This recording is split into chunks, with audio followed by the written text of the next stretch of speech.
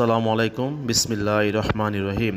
সাদ্দাত ইবনে আউস রাদিয়াল্লাহু তাআলা আনহু হতে বর্ণিত, নবী করিম সাল্লাল্লাহু আলাইহি সাল্লাম বলেছেন, সাইয়্যিদুল ইস্তেগফার হলো বান্দার এ দোয়া পড়া, হে আল্লাহ, তুমি আমার প্রতিপালক, তুমি আমাকে সৃষ্টি করেছো, আমি তোমারই গোলাম, আমি যথাসাধ্য তোমার সঙ্গে কৃত প্রতিজ্ঞা ও অঙ্গীকারের উপরে আছি।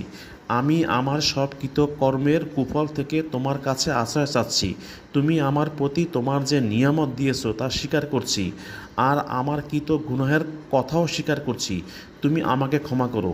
যে ব্যক্তি দিনে দৃঢ় বিশ্বাসের সঙ্গে এই ইস্তেগফার পড়ে আর সন্ধ্যা হওয়ার আগেই সে মারা যাবে, সে জান্নাতি হবে। আর যে ব্যক্তি রাতের প্রথম ভাগে দৃঢ় বিশ্বাসের সঙ্গে এ দোয়া পড়ে নেবে আর সে ভোর হওয়ার আগেই মারা যাবে, সে জান্নাতি হবে। সহিহুল বুখারী হাদিস নম্বর 6306।